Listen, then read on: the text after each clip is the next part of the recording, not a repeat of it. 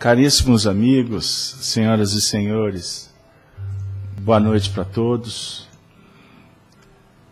É com muita alegria que estamos iniciando mais um programa Amor e Sabedoria de Emmanuel. Nesse momento, nós suplicamos as bênçãos para a espiritualidade que possa nos envolver, que eles possam garantir que o nosso trabalho tenha um transcurso tranquilo, sob as bênçãos da legítima fraternidade. Queridos amigos, eu endereço um abraço a todos os nossos companheiros, amigos, ouvintes da Rede Amigo Espírita, da Rádio Brasil Espírita de Maceió, e convido vocês para nos acompanhar na oração que vai dar por iniciado os trabalhos da noite. Vamos nos recordar de Jesus, quando subiu ao monte, levou consigo os discípulos a multidão, e Jesus então nos ensinou a oração do Pai Nosso, que nós vamos buscar na memória e no coração nesse momento. Pai nosso que estais nos céus, santificado seja o vosso nome. Venha a nós, Senhor, o vosso reino. Seja feita a vossa vontade, aqui na terra como nos céus. O pão nosso, Senhor, dê-nos sempre. Perdoa, Senhor, as nossas ofensas, os nossos erros, à medida em que aprendermos a perdoar, a compreender o nosso semelhante. Não nos deixe, Senhor, cairmos novamente nos erros, nas tentações. Livra-nos, Senhor, do mal, pois o vosso é o reino, o poder e a glória para sempre. Dileto, amantíssimo Senhor Jesus, nesse momento, de alma e coração suplicamos as tuas bênçãos. Que o trabalho da noite possa nos auxiliar no que remonta ao nosso aprendizado. Mas também, Senhor, suplicamos o teu auxílio no recolhimento da medicação, da energia que precisamos, daqueles fluidos salutares que possam auxiliar a nossa condição evolutiva nesse momento. Como também, Senhor, pedimos por todos aqueles que passam por provas. Nesse momento, rogamos pelos lares aqui representados, Senhor, que as tuas bênçãos, a tua luz, possa se fazer presente nestes ambientes que se vinculam pelos espíritos que os sustentam, o programa da nossa noite. Hoje, Senhor, completando o 117º programa, Amor e Sabedoria de Emmanuel, aonde vamos estudar mais um aspecto do livro Ave Cristo, psicografado por Chico, ditado por Emmanuel. Que todos nós possamos chegar ao final dos nossos estudos em paz, felizes, pelo dever que procuraremos realizar. E assim, amigo Jesus, amigos espirituais que tutelam a todos nós pedimos a permissão para dar por iniciado mais um programa, mais um encontro cristão, com suas características universalistas. Se conosco, queridos irmãos em Cristo. Que assim seja, graças a Deus. Querido amigo ouvinte, teleouvinte, nesse momento, portanto, nós daremos por iniciado os estudos da noite. Estamos passando por alguns problemas técnicos no que remonta ao nosso chat, mas estamos transmitindo através de 3 canais, da Rádio Brasil Espírita de Maceió, como também transmitindo pela Rede Amigo Espírita, Rádio Amigo Espírita 3, e também estamos transmitindo no site da FIAC, ou seja, transmitindo imagem e som. Então, todos os nossos ouvintes das emissoras que fazem parte dessa rede, dessa grande parceria, nós estaremos oferecendo os recursos que possam favorecer aqueles que procurarem, de acordo com as suas necessidades, sejam visuais ou apenas a transmissão das rádios. Pedimos, portanto, desculpas porque escapa a nossa possibilidade de transmissão pelo chat. Mas eu estarei acompanhando, caso hajam participações, vocês vão ouvindo, assistindo, e no chat nós poderemos intercambiar apenas na digitação. Queridos amigos, na última semana nós trabalhamos um diálogo contido no livro Ave Cristo, na segunda parte, no capítulo 2, intitulado Sonhos e Aflições. Um diálogo que foi estabelecido entre Basílio, o nosso Emmanuel, com Tassiano, o nosso querido Arnaldo Rocha, conforme os depoimentos de Chico Xavier. Hoje, esse diálogo, ele tomou um outro rumo, porque após a sua conclusão, nós vamos encontrar Tassiano, Lívia e Blandina, respectivamente. Tassiano, o visitante com sua filha Blandina, criança de 5 anos, com Lívia, filha de Basílio. Na oportunidade, esta família foi reunida sob as bênçãos do Senhor, numa ambiência muito difícil. Nós estamos aqui por volta do ano de 256 da era cristã, lembrando que Basílio era um escravo, que houvera sido liberto, porém ainda vinculado ao seu senhor por uma dívida que, quando ele quitasse, ele teria a soberania, a liberdade plena. Ele perdeu a esposa e ela, que tinha uma criança, um recém-nascido, também veio a falecer. Essa criança se chamava Lívia. Algum tempo depois, Emmanuel, ou Basílio, encontrou uma criança na beira da estrada, abandonada. Ele acolhe a criança, adota e, por uma questão do seu sentimento paternal, ainda ferido pela morte da filha, ele batiza também essa menina com o mesmo nome de Lívia. Lívia, portanto, aqui foi adotada por Basílio, e nós vamos ver na própria história a dinâmica dessa trama que vai trazer consequências muito interessantes para aqueles que forem ler.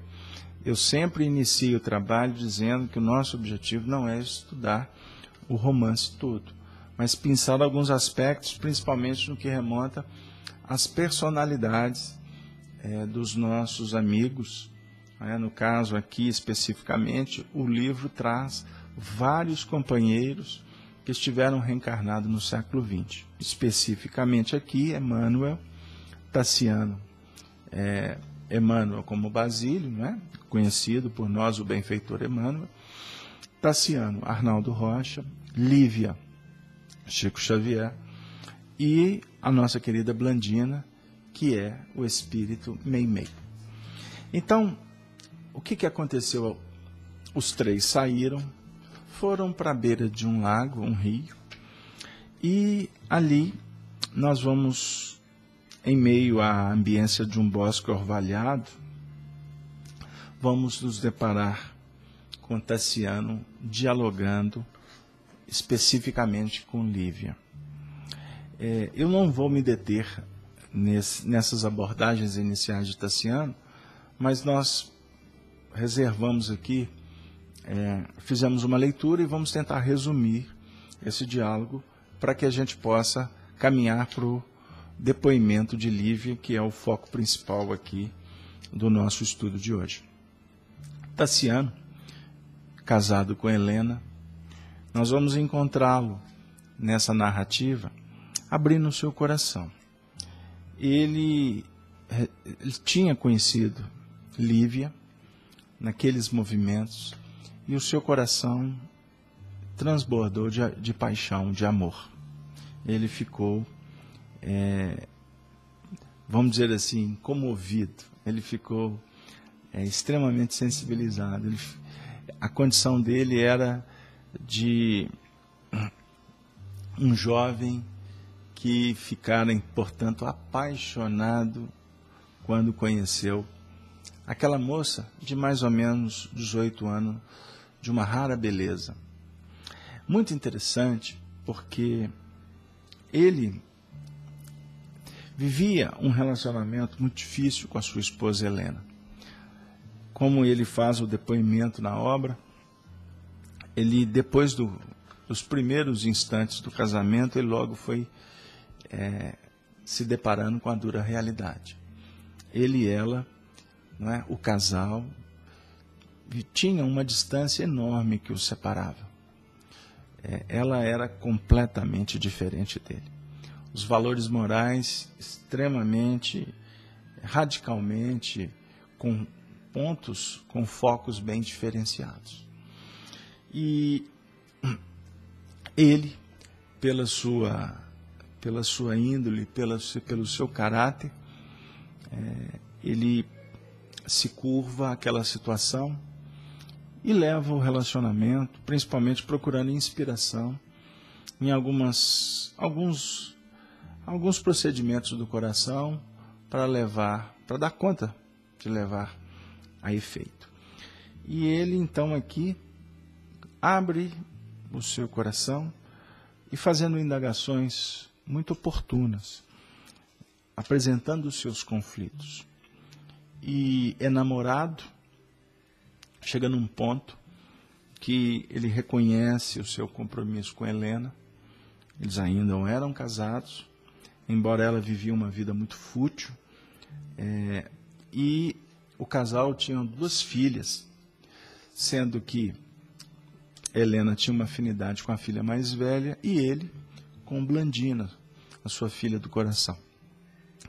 E existia, portanto, um grande abismo entre o casal. A filha mais velha, envolvida com a mãe com as questões da corte, e Blandina sendo cuidada, tratada pelo pai, que passa a buscar no convívio com ela a inspiração para os seus dias, para as suas aventuras na terra. Então ele abre o coração e apresenta todo esse constrangimento. E dentro de um movimento extremamente romântico, ele apresenta, portanto, os seus sentimentos, o que acontecia na intimidade dele, diante da figura que promovia dentro do coração dele uma verdadeira revolução.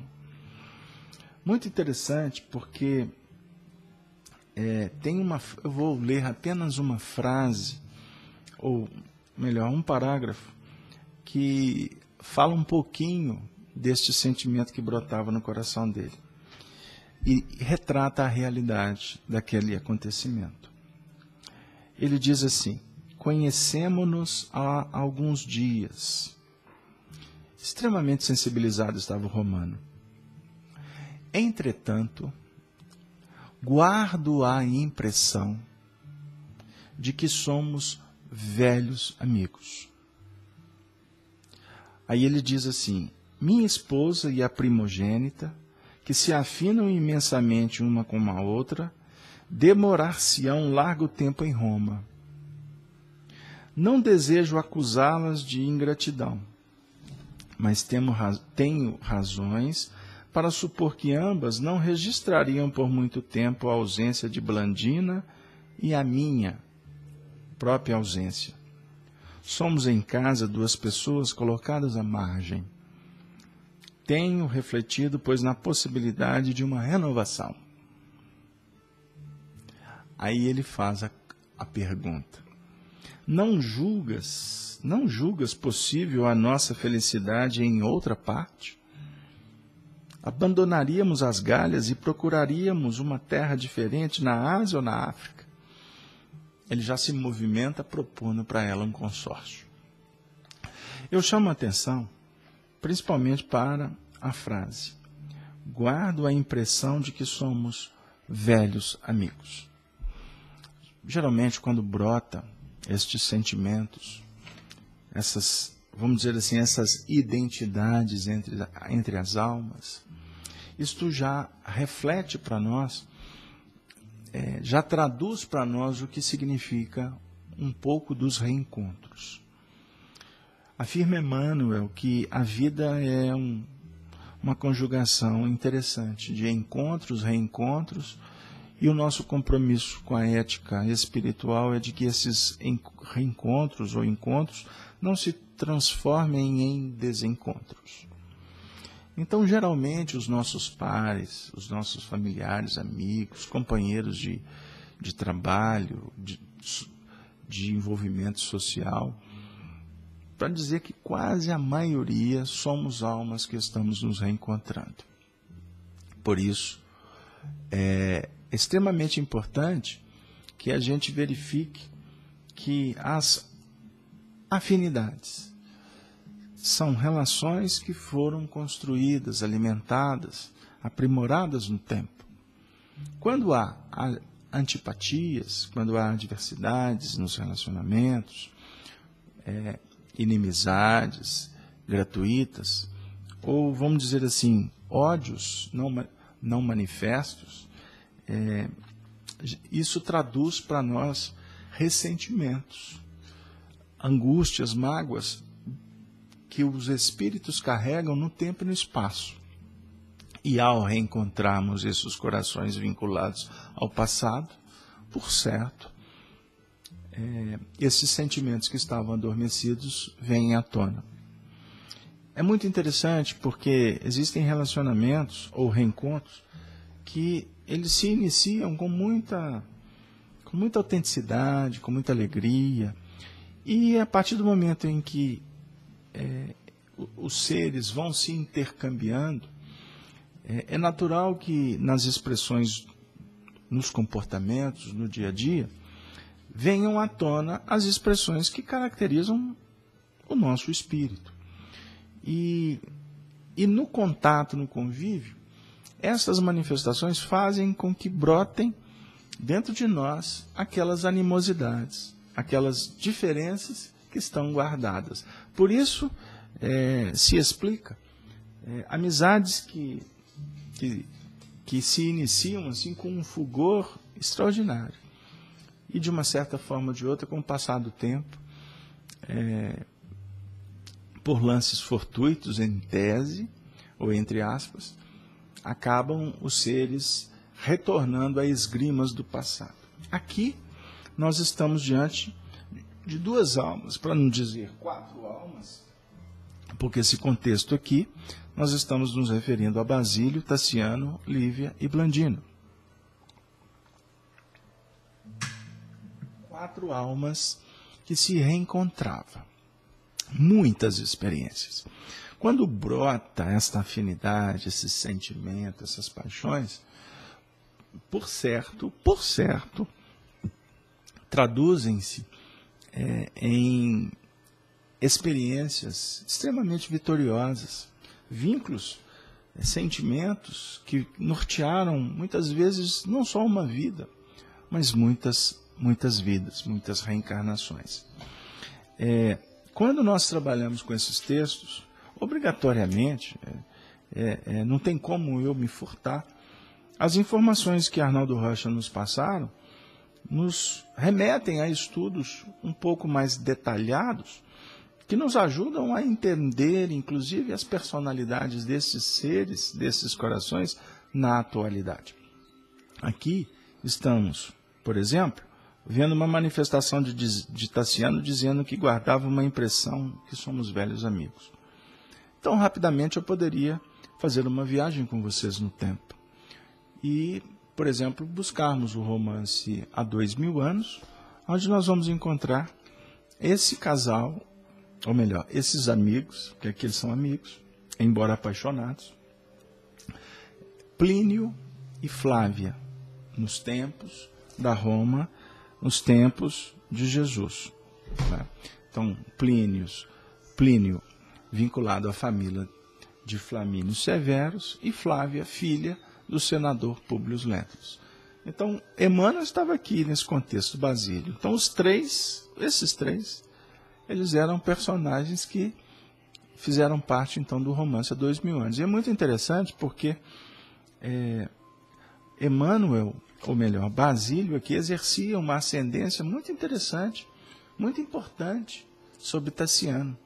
O que aqui nesse livro fazia, ou fez, no estudo da última semana a gente abordou isso, fazia com que ele se lembrasse muito do seu pai, Quinto Varro, né? Que aqui nessa situação que estava no plano espiritual já em vias de reencarnar. Para não dizer que já estava reencarnado, aqui eu não estou preso às datas. Mas o Quinto Varro desencarnou e ele deixou uma grande marca no coração do seu filho, que o reencontrou depois de muitos anos. Quando o pai o deixou, ele era uma criança, e eles vão se reencontrar com Tassiano já adulto. E a morte do pai foi muito importante nessa trajetória de Tassiano. E ele se tornou um órfão, né? Um órfão e com um ódio mortal do cristianismo, porque ele foi criado pelo seu padrasto, né?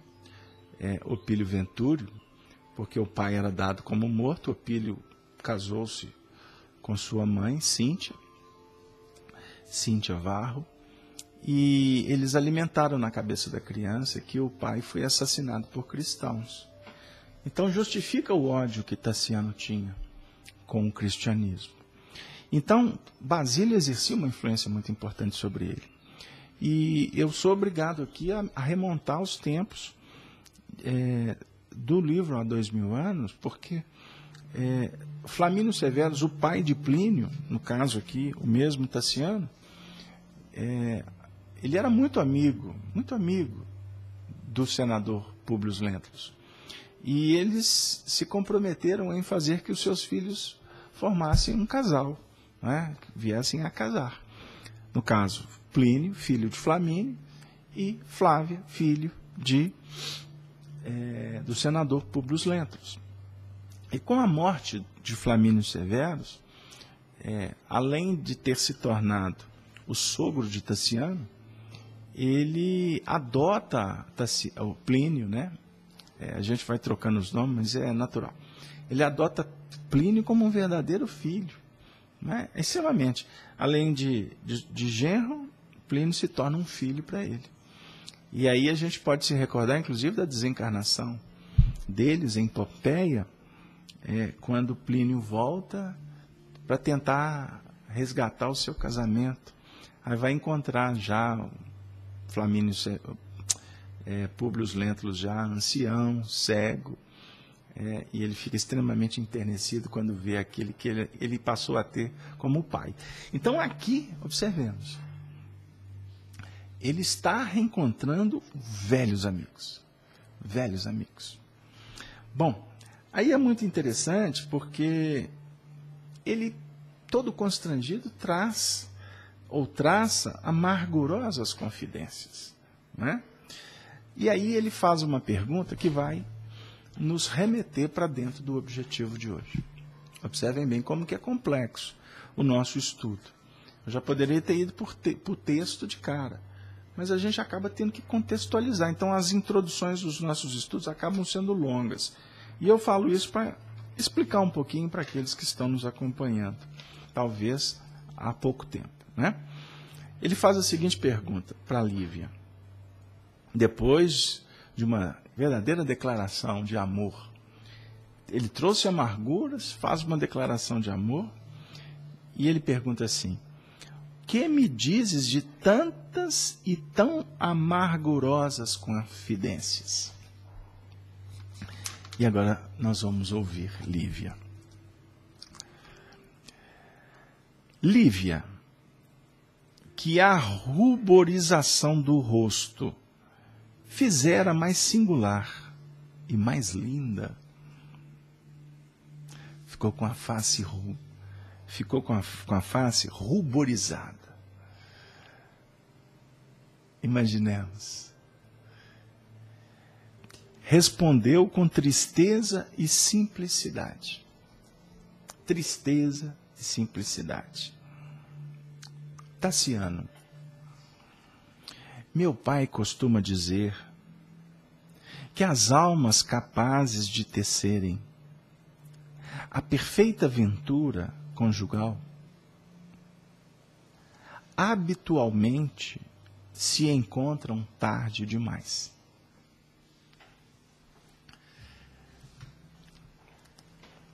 Observemos como que vai começar o nosso desafio, as nossas reflexões da noite. As almas capazes de tecerem a perfeita ventura, as chamadas almas gêmeas, perfeita ventura. E eu gosto, sempre que cito alma gêmea, abrir um parênteses para dizer assim, não são espíritos metade um do outro. Doutrinariamente isso não está correto. Mas almas criadas num processo singular. É diferente. É diferente. Para minimizar a polêmica. São criadas praticamente no mesmo instante, vamos dizer assim. Então, percorrem a esteira evolutiva com uma dinâmica de afinidade insofismável, inviolável.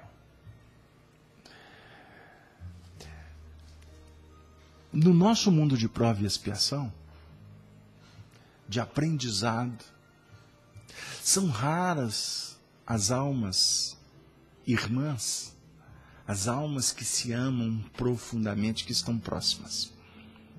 São raras. A gente aprende isso com os próprios espíritos, que falam, por exemplo, como André Luiz, sobre os casamentos afins. São raríssimos. Casamentos missionários, almas que se intercambiam, que se integram umas às outras por um amor sacrossanto. São raras. A maioria de nós estamos vivendo com corações que estamos em franco processo de desenvolvimento, de aprimoramento. Por isso se caracterizam a maior parte dos relacionamentos como relacionamentos provacionais, relacionamentos testemunhos, testes, desafios, para que a gente dinamize esse amor, para que a gente tenha a oportunidade, inclusive com os adversários, de resgatar, de reparar. Essa matéria é belíssima e que precisa de ser estudada com calma. Então, com isso, Emmanuel, no caso Basílio aqui, ensinou para a filha que são raras. Que geralmente, quando essas almas que se planificam nesse amor tão extraordinário se encontram, já é tarde demais. Por que já é tarde demais? Porque a maioria das vezes nós já estamos vinculados com os nossos compromissos. Com os nossos compromissos desses grandes resgates. E ela diz mais: quando não são surpreendidas pela morte que as separa, em plena alegria, são detidas por insolúveis compromissos que lhes inibem a aproximação. Então, observem bem, as almas se alimentam de amor, mas para que esta alimentação se faça, vamos dizer assim, para que esta alimentação se caracterize pela dinâmica que vai favorecê-las, é necessário o espírito estar atento aos seus compromissos maiores.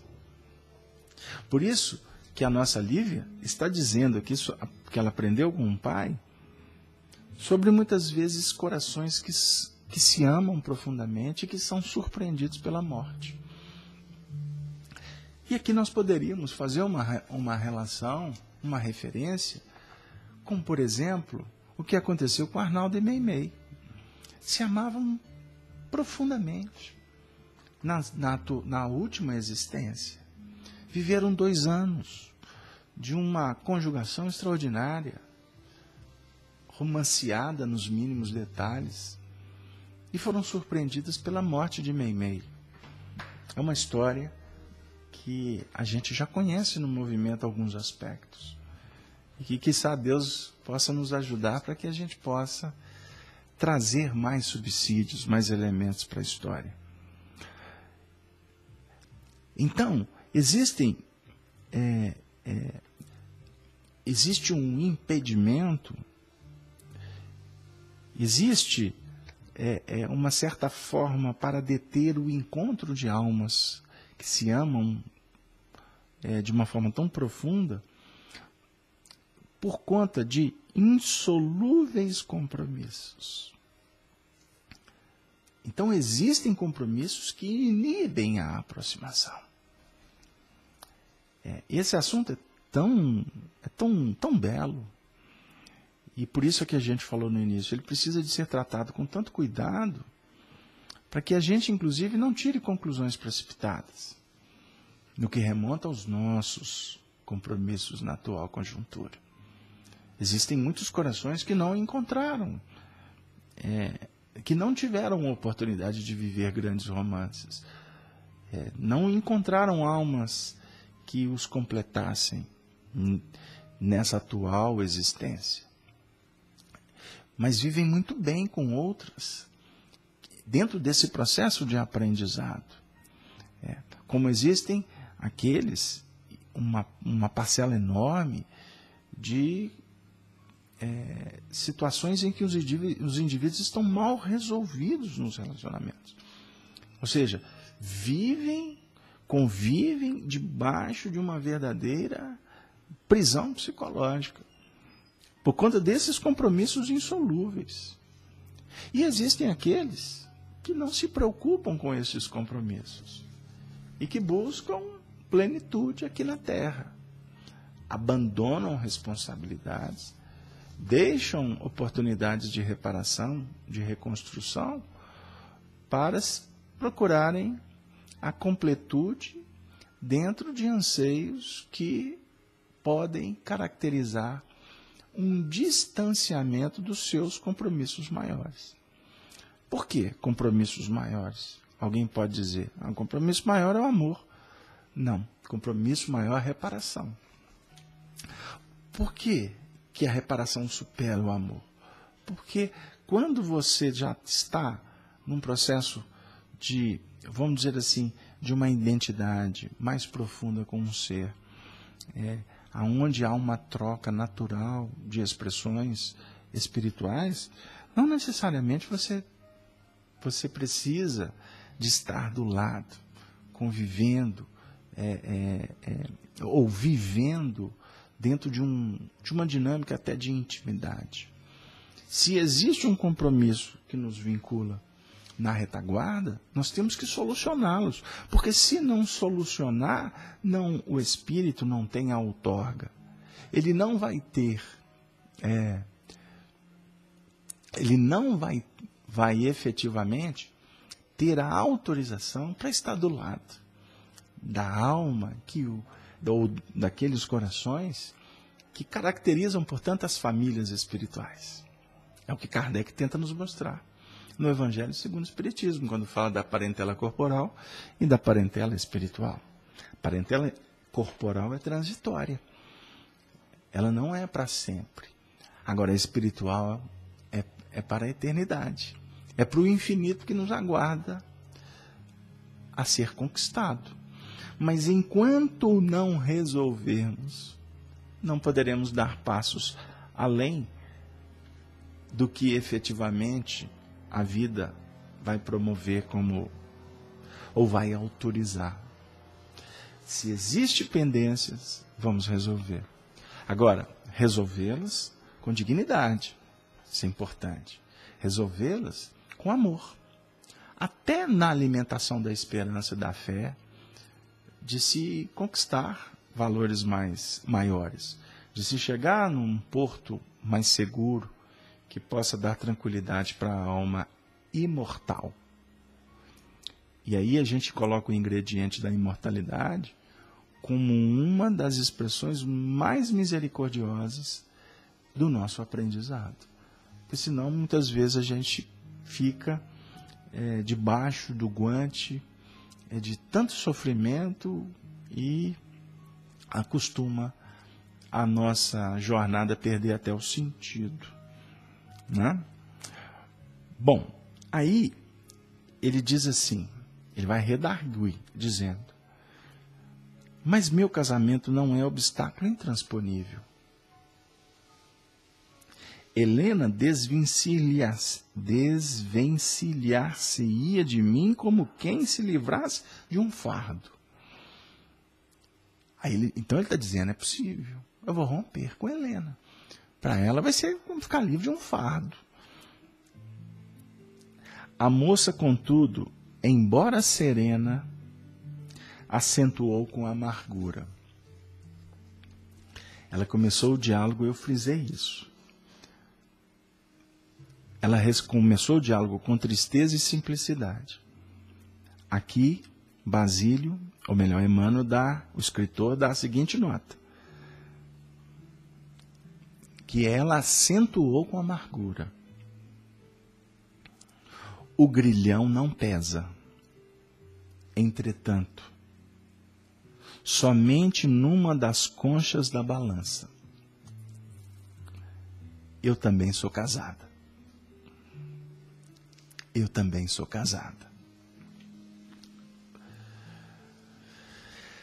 O interlocutor, Tassiano, sentiu uma onda de frio que gelava o coração, mas permaneceu firme à escuta. Quando meu pai se referiu aos dissabores que nos defrontaram em Massília, reportava-se ao meu inquietante problema pessoal. Vamos ouvir o drama de Lívia. Há quase 2 anos, houve em Massília uma festa ostentosa, em homenagem ao patrício Aulo Sérgio Tuliano, de passagem pela cidade. Instado por amigos, meu pai permitiu que eu me incumbisse de vários números musicais, na noite de maior regozijo público. Nesta ocasião, conheci Marcelo Volusiano, um moço que de imediato se interessou por minha companhia e que em poucos meses se fez meu esposo. Meu pai sempre alegou a necessidade de conhecer-lhe os antecedentes, antes de formular a sua aprovação ao matrimônio. E a gente observa muitos por aí sem essa preocupação, sem observarem os antecedentes. A precipitação caracteriza muitas vezes os procedimentos da atualidade. Depois o preço é alto, porque os antecedentes contam. O histórico aborda. O fruto da árvore é conhecido se você observar. Não é? Eu estou encontrando aqui um depoimento, queridos amigos, e eu vou fazer questão de ler aqui no chat, porque o pessoal está acompanhando. Aqui eles estão usando a ferramenta para deixar os seus comentários. Dizendo assim, que esse esclarecimento é valioso, muito bom ouvir. Tenho certeza de que quem segue a doutrina sente e sabe que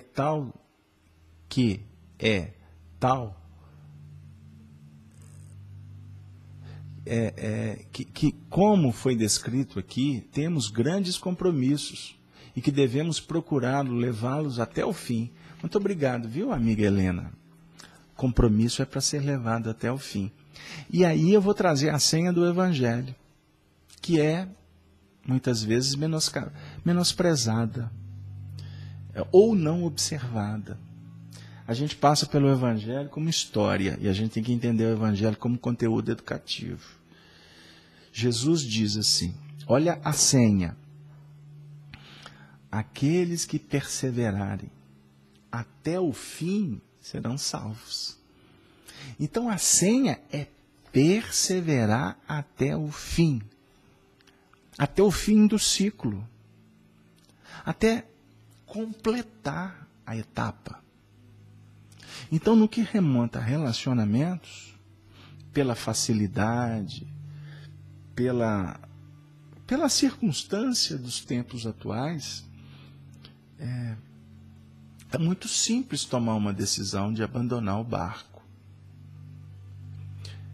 para viver o imediatismo que a vida na Terra proporciona.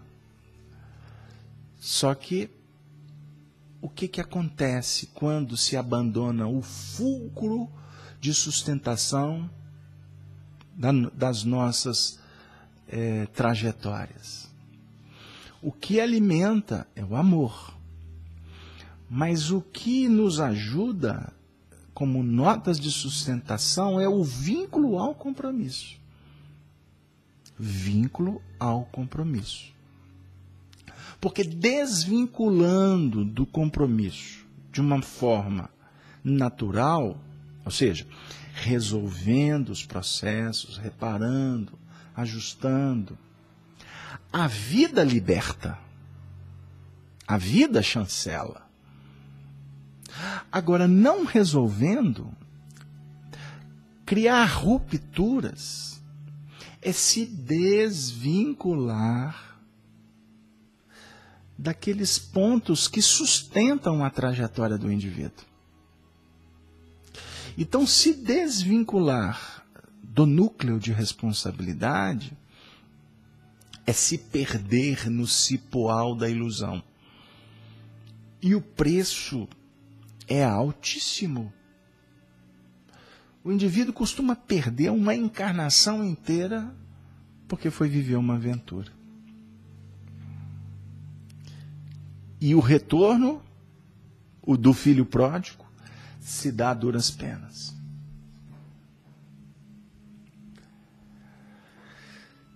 Aí, continuando. Instado por amigos, eu participei de vários números musicais, na noite de maior regozijo público. Nesta ocasião, conheci Marcelo Volusiano, um moço que que de imediato se interessou por minha companhia e que em poucos meses se fez meu esposo. Meu pai sempre alegou a necessidade de conhecer os antecedentes antes de formular sua aprovação ao matrimônio. Todavia, sentindo-se idoso e enfermo, procurou satisfazer aos meus anseios de moça, porquanto eu não alimentava qualquer dúvida quanto à correção do rapaz, que me despertara para as alegrias do amor.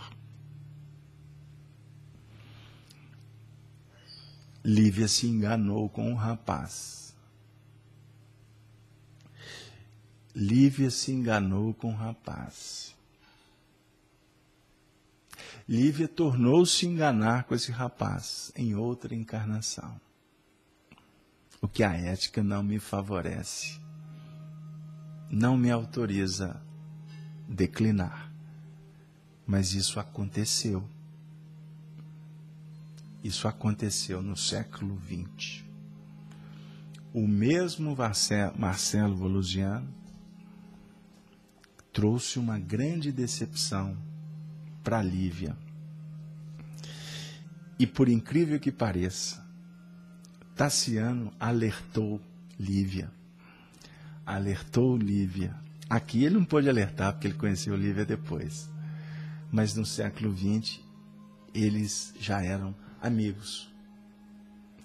E mesmo assim, alertado, Lívia caiu no conto do vigário de Marcelo Volusiano. Ele asseverava proceder de nobre família, como aconteceu aqui, com recursos suficientes para garantir-se em variados negócios. E aparentava tanta prosperidade financeira que não vacilei em aceitar, como verdade pura, as informações com que se nos fazia conhecer.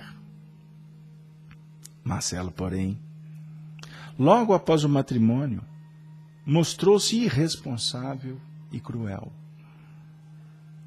Desapareceram dele os modos aristocráticos do amigo de Aulo Sérgio. A árvore começou a revelar os seus frutos.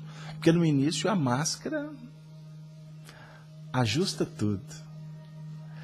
No início, românticos de Cuba, tinha umas expressões assim, né?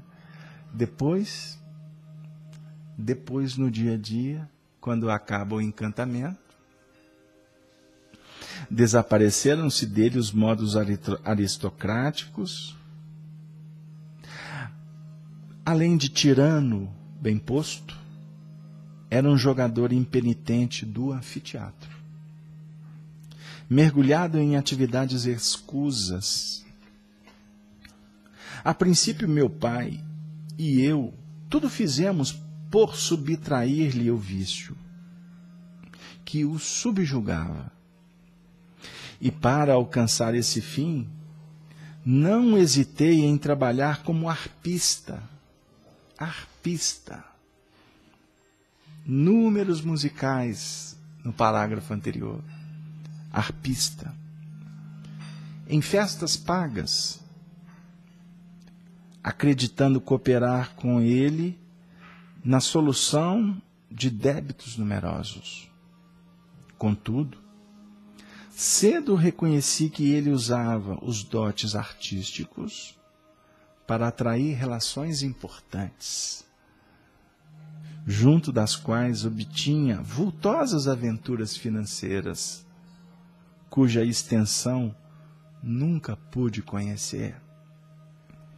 Esse fato se repetiu, não de uma forma ostensiva como aqui, no século XX. Como o passado se repete. A moça suspirou, agora magoada, pelas dolorosas reminiscências e prosseguiu. Se o problema estivesse limitado aos desgostos de ordem material, provavelmente ainda nos achássemos em Massília, tentando o reajuste. Marcelo, entretanto, apesar de minha dedicação afetiva, em 6 meses de convivência, parecia entediado de meu carinho. E apaixonando-se por Sublícia Marcina, inteligente poetisa e bailarina de renome, passou a viver em companhia dela, sem abandonar a nossa casa. A traição configurada, às claras. Tantos espetáculos deprimentes presenciamos que meu pai deliberou a nossa transferência para cá, buscando a nossa renovação. O coração feminino magoado.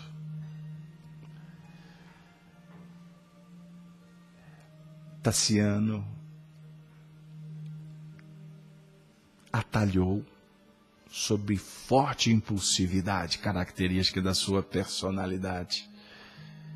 E qual é a tua atitude à frente do patife? Agora nós vamos ver um pouco do perfil psicológico de Lívia.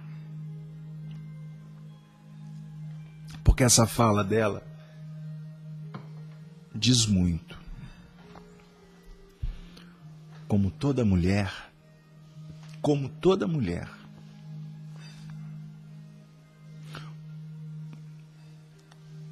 aí Emmanuel diz assim: esclareceu Lívia, cuja profundez filosófica, aliada à frescura juvenil, tornava admirável aquela hora, aquele momento, aquela circunstância. Então, anotem. Profundez filosófica. Sofri muito. Oh, como sofri. A princípio, mas com o auxílio do céu, o meu ciúme acabou em piedade. Ciúme se transformou em piedade. Julgo Marcelo demasiadamente infeliz para condená-lo.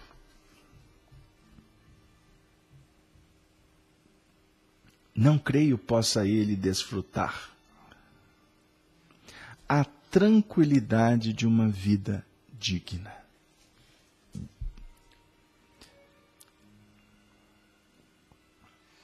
O espírito vai se sublimando, aprimorando diante das dores do caminho. A mulher traída, os seus sonhos destruídos em tão pouco tempo. Ela só tinha 18 anos. E o seu espírito já estava sendo convidado, portanto, a trabalhar no movimento do Evangelho. Muito interessante, porque, fazendo um paralelo com a vida de Flávia Lentulus, nós vamos ter naquela personagem muitas dores. Muitas dores. Ela ficou cega por uma trama sórdida. Ela viu o seu amor partir para aventuras, que foi Plínio. Plínio era um aventureiro. E ela se resignou. Ela se resignou junto com seu pai. Teve uma vida extremamente diferente das moças da sociedade romana. Basta a gente pesquisar o perfil psicológico de Flávia, conforme a descrição de Emmanuel no livro Há 2000 anos. E aqui, ela vem dizer com lucidez profunda, fazendo uma análise de Marcelo. Ou seja, ela vai viver, ela está vivendo nesse contexto uma experiência muito parecida. Porém, Plínio era um homem digno, no seu sentido, de ser um homem mais inteligente.